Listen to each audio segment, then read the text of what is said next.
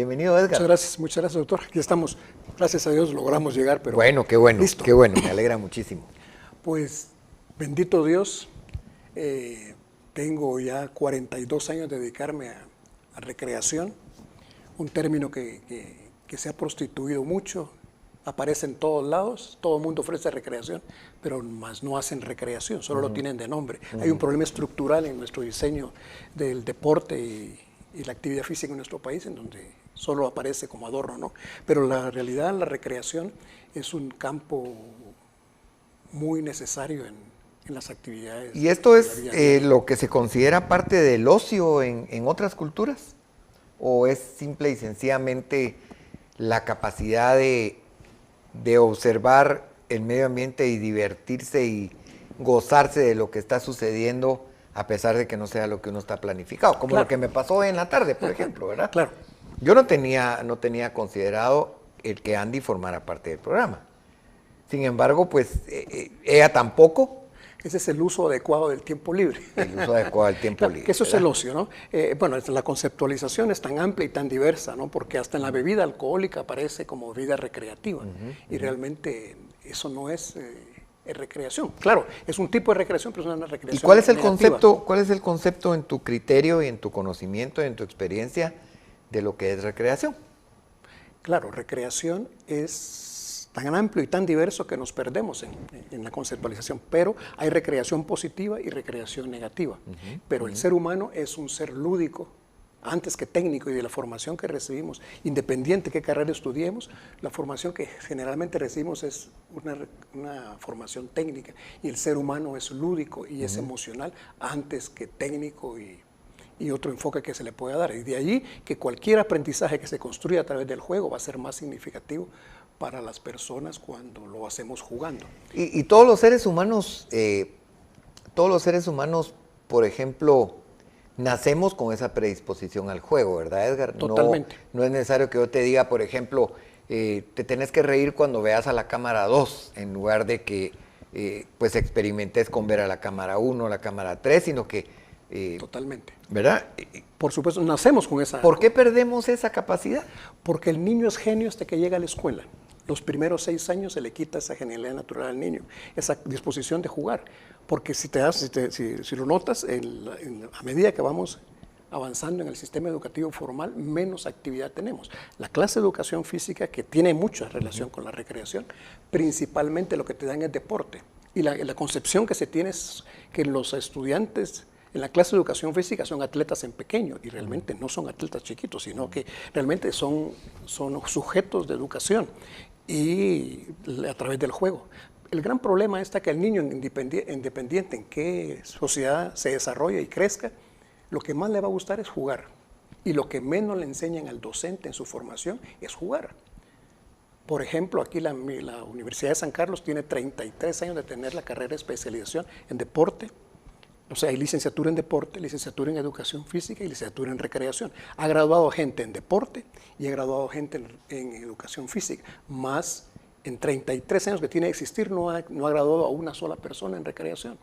El gran problema que tenemos en la recreación en nuestros medios, en toda Latinoamérica, es la formación del recurso humano. Actualmente han quitado el curso de recreación en las universidades, específicamente la San Carlos, y también lo quitaron en la carrera de educación física que lo tenían, actualmente ya no tienen, porque no hay quien forme el recurso humano. Entonces, esa es una gran limitante y es algo que hay que rescatar e implementar el juego, por supuesto, porque es una condición natural en el ser humano. Y luego, si lo enfocas, por ejemplo, a los diferentes grupos etarios donde se puede trabajar este tipo de actividades, todos necesitamos jugar. La mentalidad es que creemos que solo el niño necesita jugar, y es todo lo contrario. El niño con que no esté tras una pantalla, el niño se las inventa para entretenerse con cualquier cosa. No necesariamente tenemos que estar comprando juguetes caros. Pero acá acabas de tocar un concepto que es interesantísimo, porque dos vertientes al respecto de esto. La primera es el dogma de la educación. Muchas veces limita la capacidad lúdica, la capacidad del juego, la capacidad de reír, la capacidad de disfrutar, la capacidad de dentro de cierto ámbito, ¿verdad? Porque Claro. tampoco se va a permitir que los niños sean abusivos y malcriados y Por supuesto, todo tiene límite. todo tiene un límite, por supuesto, pero el mismo concepto dogmático de la educación muchas veces resta esa capacidad normal de podernos reír y de poder actuar alegremente en una actividad que nos podría resultar mucho más consecuente y mucho más satisfactoria si la hacemos con todo el buen ánimo a que, pues, yo sé que hoy ya no es válido esto, ¿verdad? Pero antes a uno en el colegio le pegaban con una regla en los dedos, ¿verdad? O te pegaban con una regla en las manos. Claro. Y claro, les estoy hablando del siglo pasado, obviamente, ¿verdad?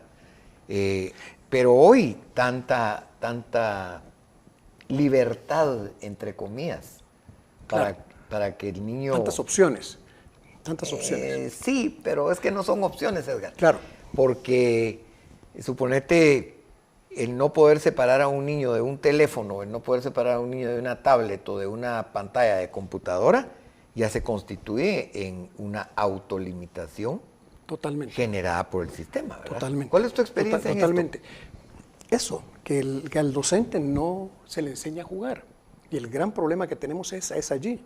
El mismo padre de familia, claro, es mucho más cómodo darle un celular a un niño inmediatamente, está diseñado para que capte la atención inmediatamente y ahora competimos con eso, ¿no? Que cada vez hacemos menos actividad física por lo mismo, porque nos está robando tantísimo tiempo el celular y las pantallas. Pero en realidad lo que se necesita es todo lo contrario, es decir, el aire libre. El niño juega con cualquier elemento que le pongas. Él puede inventarse el juego y desde ahí es donde construimos aprendizajes que sean significativos. Por ejemplo, el programa de recreación que tienen aquí en Guatemala, que debería estar a nivel nacional, la Dirección General de Educación Física, en su programa que tiene de recreación, solo atiende preprimaria y primaria. Históricamente, solo ha atendido primaria y preprimaria y primaria. Nunca han atendido el nivel medio, el diversificado, con programas de recreación. ¿Por qué? Porque no hay quien se encargue de ese programa. Lo que se les ocurre es hacer torneos de fútbol. Y está comprobado que el deporte no une, no integra, sino que divide por las características que tiene el deporte. Claro, por ¿no? el antagonismo que se Por supuesto, genera, ¿verdad? Eso es natural y normal. Equipos. Claro, pero estamos hablando de prevención de la violencia y organizando torneos de fútbol. Es incoherente por las mismas características que tiene el deporte. Entonces debería ser programas de recreación, programas con enfoque cooperativo, en donde todos nos sumemos a cooperar, no a competir. ¿Y cuántas personas has preparado para que comprendan este concepto? ¿Por qué una persona como vos no está involucrada en una actividad a nivel estatal, pongámoslo de esta forma?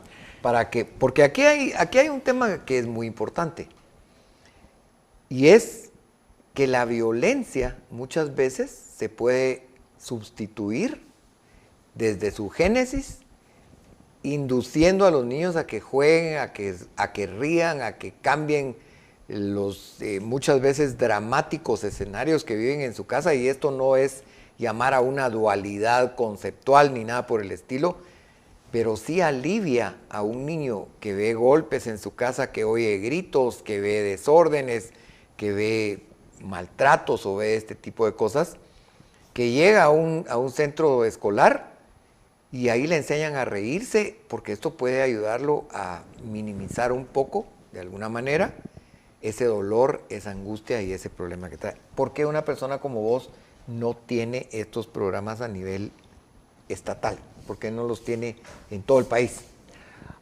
Debería tenerlos. Nosotros tenemos un programa que se llama Feria del Movimiento, donde le enseñamos al maestro. Ese programa ya tiene 30 años de hacerse. Es un programa que lo hacemos cada año y le enseñamos al maestro de grado cómo hacer su clase más alegre, desde la preprimaria hasta la universidad. El gran problema es que yo vivo de esto. Y lógicamente lo que te ofrece, por ejemplo, una plaza como maestro, es muy poco. Entonces, para mí, lógicamente tengo que ir donde sea más rentable. Y la empresa privada me ofrece en un día lo que ganarías lo que en como 3 maestro meses podría ganar en 3 meses, ¿no? Esa es la realidad. Claro. Pero estoy consciente de que esto tiene que llegar a las escuelas públicas. Es donde más se necesita este tipo de actividades. Sí. Lo tuvimos el año pasado con un proyecto experimental con el doctor Aguilar, ¿Con Francisco? Con Francisco Aguilar. Tuvimos a nivel nacional. Respetable colega a quien le envío un caluroso saludo de vuelta porque me mandaste, Francisco. Claro, pues con el doctor Aguilar tuvimos un programa con el Ministerio de Cultura y Deportes en áreas sustantivas. Y fue un programa muy bueno, lo hicimos durante 3 meses, pero el problema se da en que la gente tiene miedo, la gente que está haciendo lo que puede, porque realmente no ha tenido una formación en recreación, hacen lo que pueden y lo hacen muy bien, pero es sujeto de mejorarse. Y llegamos con esa intención, pero lejos de eso, hubo una oposición sistemática y lo he notado en diferentes instancias de gobierno cuando he tenido oportunidad de alguna manera involucrarme. Hace 22 años no me involucraba para nada con el Estado. Estuve hace 22 años cuando Gerardo Aguirre fue director de DIGEF. Tuvimos un programa a nivel nacional, fue el programa de más alto impacto y bajo costo que tuvo en su momento. Pero igual, tenía muchos detractores de los mismos compañeros que están adentro porque se ven amenazados, que creen que le vas a quitar su espacio de trabajo, ¿no? Y realmente no es así. Cuando la ejecución de estas instituciones no llega pero ni al 50% de lo que tienen para ejecutar, realmente hay campo para implementar mucho, pero prefieren instalar, ya tienen instalado el no se puede, nunca se ha hecho, a tratar de implementar algo novedoso. Interesante. Tenía 22 años de no dar un taller para profesores de educación física. El año pasado me invitaron a un congreso de educación física y es increíble el retroceso que han tenido los colegas de educación física en el campo de la recreación. Es que la ley manda a invertir ese 3% de ingresos generales del Estado en 3 actividades principales en actividad física. Uno es el deporte, con todas sus manifestaciones del deporte, la educación física con todas sus especialidades, que diferentes niveles, y la recreación, pero en donde menos se invierte es en recreación.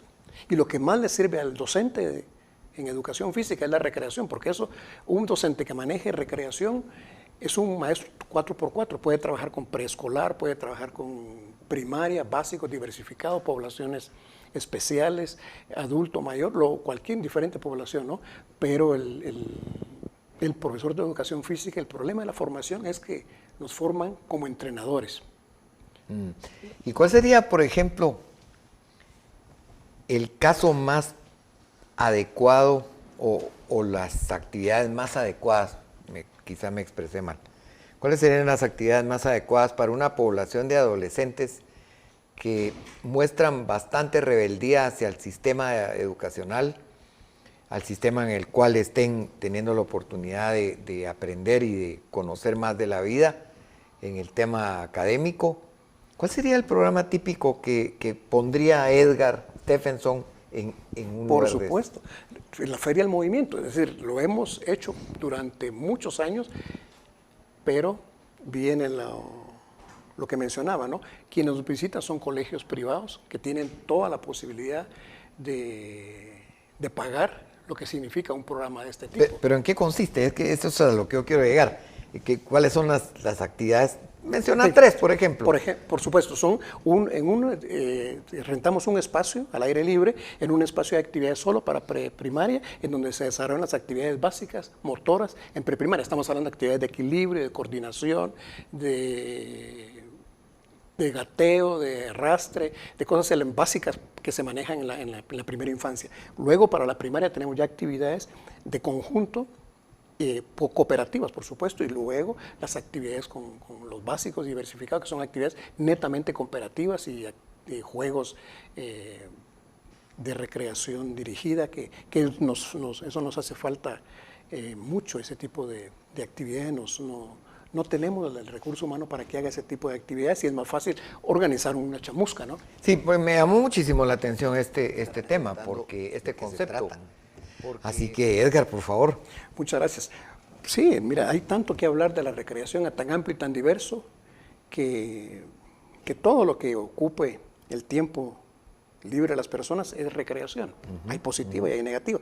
Una de las herramientas que yo utilizo y me sirve muchísimo es el arte de la magia, que me sirve para poner a pensar y para cortar distancias y para acercarme a las personas y de a partir de ahí poder construir toda una narrativa, un espacio de convivencia. Y siempre siempre cargo conmigo algunas barajas, por ejemplo, y este que es un pequeño dado que siempre lo utilizo porque automáticamente no necesita ninguna preparación y es un juego. Y esa es mi ventaja competitiva en la recreación. ¿Y qué hace ese pequeño dado y qué hace ese cilindro? El dado, por ejemplo, es un recurso que la persona puede poner cualquier número, yo me volteo y cuando me lo entrega, yo sé qué número puso sin que yo hubiese visto nada. Hagámoslo, ponelo, dale, pon el número que quiera, cualquiera de las 6 opciones que tiene el dado. Es una posibilidad de establecer el lenguaje, de poder leer a las personas y abrirnos a la dimensión lúdica. Inmediatamente cuando sacas una cuerda, por ejemplo, una pelotita de esponja que luego la podemos ver y cómo puede viajar a diferentes lugares, eso te abre la dimensión, a la dimensión lúdica. Por ejemplo, ahorita ya pusiste el número. ¿Por hacer reír o por el asombro? Ambos. Ambos. Es que no es un reto a la inteligencia, sino es... yo no digo que sea reto a la inteligencia. Por supuesto. Claro, muchas personas... una persona se asombran y luego se ríen y las personas inmediatamente empiezan riéndose y luego lo importante es que los pone a pensar. Por ejemplo, aquí tú has puesto el número. Vamos a ver, tú pusiste el número. No me diga. Tú has puesto el número. Claro, tú has puesto el número 1. Claro, efectivamente es el número 1 y así se puede hacer con cualquier cantidad de personas y tiene la ventaja que puedes tener gente alrededor. Hago juegos que no necesitan un manejo de ángulos, por ejemplo, si hay personas de este lado o de cierto ángulo, van a ver el juego, ¿no? En este caso yo trato de hacer juegos en donde la habilidad está en las manos, y que pueda completamente, que lo pueda revisar las personas y es más, se da en las manos de las personas, ¿no? Y por ejemplo en México, la Asociación Mexicana de Capacitadores siempre me invitan para sus convenciones porque a diferencia de que tienen muy muy buenos oradores, yo utilizo la magia para poner a pensar y eso inmediatamente abre la dimensión lúdica a las personas. Ajá. Y facilita mucho la poder abordar diferentes temas según el enfoque que le quieras dar ¿Y qué hace la pelotita? La pelotita. Por supuesto, esa pelotita, sí, es una pelotita que tiene la posibilidad, solo la tenemos acá en la mano, y son 2, y así puede irse multiplicando, o bien puede cambiar para diferentes, puede pasar a la mano de la persona. Por ejemplo, señálame una de las 2, esas son pareja. Esta. ¿Cuál? ¿Esta? Perfecto. Entonces yo voy a tomar esta, que tú escogiste acá, la pongo acá. Y, claro, yo vengo acá, la tomo esta acá, y esta tendría que darse a la otra persona. Pero como no tenemos otra persona, la doy a ti. Okay. Y dime dónde quiere que aparezcan juntas, ¿en mi mano o en tu mano? Aquí en la mía. ¿En la mía? Perfecto. Topa el puño conmigo. ¿Cree que se puede o no se puede? Pues si tú decís que se puede, se puede. Claro. Y abre la mano. Y efectivamente pasan para allá, y se puede también, por ejemplo, que pase de una mano a otra sin que yo intervenga. Todo esto yo lo utilizo porque... O sea, yo cierro esta mano y me va a aparecer en esta otra. Exactamente. Se puede hacer eso, por supuesto. Necesita ciertas condiciones mínimas para que pueda hacer el juego, pero ¿cómo es que vas enfocando la actividad? Por ejemplo, lo puedo hacer con el amigo que nos está ayudando acá con cámaras, porque contigo va a pensar las personas que ya nos pusimos de acuerdo. Ya entonces, está, ¿no? ya está claro, ¿no? prefabricado. Claro, exactamente, y no, eso es totalmente al azar. Me encanta la magia, me ayuda muchísimo, aunque mi fuerte son las dinámicas de grupos, es decir, la recreación dirigida, haciendo actividades donde la gente se involucre en algo tan simple como jugar. Y nos cuesta muchísimo darnos permiso porque no nos han enseñado eso. ¿Cómo se complementa, por ejemplo, a mí, yo doy talleres sobre comportamiento humano en organizaciones? Claro. ¿Cómo se complementa este programa mío con tu actividad, por ejemplo?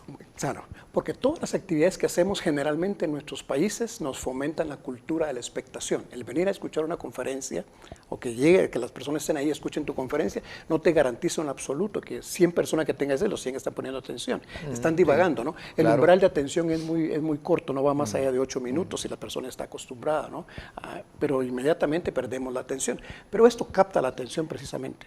Nos fomentan la cultura de la expectación, todo es ir a ver, pero no hay propuestas de venir a hacer. Algo tan fácil como jugar. Por ejemplo, tú pides entre las personas que tienes ahí 3 voluntarios y cuesta. A veces hay que señalar a las personas para que vengan 3 voluntarios, porque el O dar todo un el paso... mundo se sienta hasta atrás desde el Lo inicio, ¿verdad? primero, exactamente, para no participar, porque no tenemos, y eso es una de las grandes bondades que tiene la recreación a largo plazo, desarrolla en la sociedad una cultura de participación, la gente se involucra y hace. Por ejemplo, el programa en Colombia, que tuve la oportunidad de capacitar a la gente que hace la recreación en las calles, en los centros urbanos de recreación. Colombia es uno de los países que tiene el más alto nivel de participación, de cultura participativa, pero es por eso, porque la gente está acostumbrada a hacer actividades recreativas que lo hacen dirigido, no como en nuestro caso con las magníficas instalaciones, por ejemplo, que tiene el IRTRA, pero el IRTRA es un centro de instalaciones recreativas, ahí no hay programas de recreación, hay instalaciones recreativas, y hemos confundido eso, y eso pasa con los alcaldes, hacen parques, hacen muchas cosas para recreación, pero lo que están haciendo son instalaciones, no es un programa. El programa es lo que se llega a hacer y no necesariamente tiene que ser en cualquier espacio y trabajo con las Pero personas. sí es obvio que contribuye el estar en un bosque, Por en un supuesto, parque. definitivamente el contacto con la naturaleza es muy saludable, ¿no? Y nos abre a otra dimensión. Solo el hecho que vayamos a un bosquecito, a una pequeña área verde, es otra dimensión a la que nos estamos exponiendo, definitivamente. Sí, ese era uno de los temas que yo quería conversar con tu persona hoy, precisamente cómo se puede contribuir a que las culturas de organización mejoren su clima, mejoren sus hábitos, mejoren sus prácticas, estandaricen más todos sus procedimientos, acepten las políticas y conozcan más la filosofía de la misma organización para que todos los colaboradores pues se sientan una parte más auténtica de lo que es la organización, ¿verdad? No es tan sencillo, no es tan fácil. El asunto está, por ejemplo, cuando se planifica una actividad X con el personal, con un grupo de personas, generalmente la dinámica es un relleno. Tenemos aquí 5 minutos, hacemos una dinámica para romper el hielo y una dinámica para... No, todo debe girar en torno a una dinámica, puede girar en torno a una dinámica. El asunto está que por lo mismo no hay formación, entonces nos cuesta generar ideas de participación, de cómo poner a participar a las personas. Esa es una limitante que tenemos por la misma formación. Yo comparto, por años he dado un taller para capacitadores en varios países a equipos de capacitación. Lo hago con la Asociación de Recursos Humanos de los países, en donde enseñamos durante 12 horas continuas de cómo es el uso adecuado de una dinámica de grupos, porque no es un relleno y ahí está, planifican todo además, no lo tienen planificado ni presupuestado, ¿verdad? Deciden ir a una excursión X y el que de recursos humanos, hay que le hagan algunos juegos, que no, si eso es un área especializada, se necesita, pero hay que profesionalizar también eso. En los convivios, por ejemplo, tenemos un programa que en diciembre lo manejamos mucho, por varios años, un programa que se llama Convivios sin Licor. Es decir, la propuesta de la empresa es optimizar la convivencia sin que hubiese licor. A veces, al final, a lo mejor dan licor, así es decisión de la empresa, pero durante la convivencia no se sirven bebidas alcohólicas y la gente la pasa muy bien y se convive, ¿no? Pero planifican todo, por ejemplo, y no planifican las actividades. No, o sea, no hay presupuesto para quién va a hacer las actividades, sino que hay que se haga lo que pueda, ¿no? Y no es eso. A veces la experiencia, lo que se lleva las personas y lo que se recuerda fue lo que se vivió, lo que se convivió allí, pero eso responde a una cultura de participación. A mí me invitan mucho a las universidades, aquí donde forman la carrera de recursos humanos, ya sea a nivel de licenciatura o a nivel de maestría, en donde llego a hablar de lo que funciona y lo que no funciona en las dinámicas de grupos. Por ejemplo, no es bueno que se trate de ridiculizar a 2 o 3 personas que pasen acá al frente y que todos los demás se rían de él. No, Eso por supuesto. y eso también lo manejamos con la Asociación de Promotores Comerciales en Guatemala, enseñarles a que no es que se rían de una persona, sino que nos riamos todos de todo, y eso es saludable, ¿no? Pero no es saludable si estamos haciendo bullying a una persona por diferentes razones, y eso es lo más fácil para hacer. Pasan a 2 personas a un concurso y lo que más le teme el adulto es hacer el ridículo. Ah, por supuesto, por supuesto. No hay amenaza Porque peor que eso. es un ataque directo al Al ego. ego, claro. Sí, claro. Totalmente, claro. Mis actividades generalmente yo las hago más a nivel de empresas que a nivel de niños, por lo mismo. Y en espacios públicos, por ejemplo, los domingos o en parques, ¿has hecho alguna? Ahorita vamos a empezar un programa, precisamente este programa que tuvimos con el Ministerio de Cultura, que lo fuimos a hacer a varios departamentos. Ahora se va a hacer en el marco de los parques que administra el Ministerio de Cultura, que entiendo que es el Barrondo, Eric Barrondo, Campo Marte, tienen uno en la zona 21 y algunos departamentos. No tengo claro cuántos parques son, pero voy a estar diferentes fines de semana haciendo actividades para la familia, para optimizar ese espacio de convivencia con la familia que sea enriquecedora y que valga la pena. ¿Y hay algún resultado? Porque, bueno, esto es una parte muy interesante de la idiosincrasia de los conceptos culturales de cada país, pero ¿llevas estadísticas de lo que has hecho, por ejemplo? ¿Has notado los cambios? ¿Los han anotado en los ministerios? Las entidades que se preocupan por promover tus actividades y generar esa recreación, ¿han hecho alguna estadística de cómo ha cambiado la gente, cómo ha cambiado la disposición, el ánimo, la tolerancia y todo este tipo de... Por supuesto, hay varias empresas que lo miden. Una de las estrategias que yo utilicé, yo me gradué de profesor de educación física hace muchos años, hace 45 años más o menos. Nunca trabajé en otra área que no fuera la recreación. Cuando yo vine a estudiar educación física, ya trabajaba recreación. Mi primera escuela fue el movimiento Scouts, que me permitió la convivencia al aire libre. Yo crecí en Izabal y fui el primer Scout Quetzal que hubo, que es un rango que realmente todos los jóvenes, niños deberían de obtenerlo. Realmente no es nada del otro mundo, pero bueno, en ese momento solo habían en la capital, no habían en el interior del país, fui el primero, y a partir de allí opté a una beca deportiva acá en Guatemala, me vine a estudiar educación física, y desde ahí toda la vida he trabajado en recreación, y empezaba el fenómeno de las maras por los años 80, y me dieron una formación que nunca hubiese podido pagar para especializarme en el área que ya hacía, que ya manejaba, que era el área de la recreación. Y esa cuenta estuvo en Venezuela antes de Hugo Chávez, cuando Venezuela era muy pujante, ¿no? Antes de Hugo Chávez, una formación en recreación que a eso me dedico desde hace más de 40 años haciendo. Y la estrategia que he utilizado con las empresas es que a las empresas que llego por recomendación. No voy a tocar puertas a ningún lado porque no puedo competir contra ese material precioso, muy visual que manejan otras empresas que se dedican a la capacitación.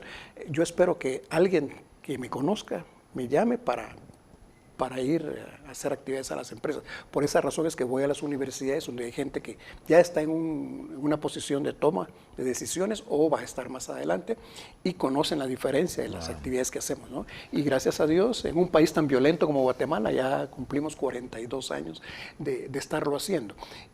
Es que recreación se ha descuidado mucho. Por ejemplo, en Guatemala existe un Consejo Nacional del Deporte y la Recreación que se llama CONADER.